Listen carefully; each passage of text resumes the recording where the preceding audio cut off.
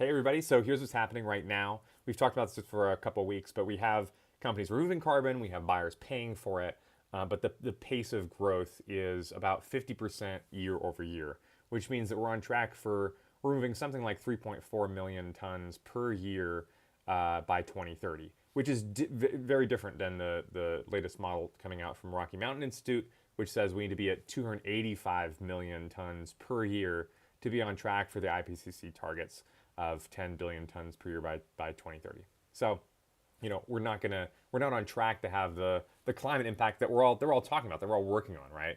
We're not gonna have a way to avert the worst impacts of climate change. To have carbon removal really make the difference that we all know that it can.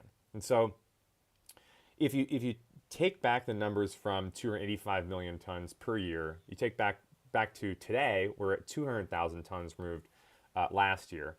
And so effectively what we need to do is we need to triple every year for the next 6 years. So that means this year we need to remove 600,000 tons. So I've talked with a lot of you over the last couple of weeks. People have all sorts of ideas for how do we unlock 600,000 tons removed this year. Specifically where I'm seeing the gap is really on the demand side. So it's people paying for carbon removals this year. On the supply side, it seems like things are pretty good. So if you want to be involved in some way in hitting this target for this year, maybe you want to dig into getting more companies to take action on their SBTI targets.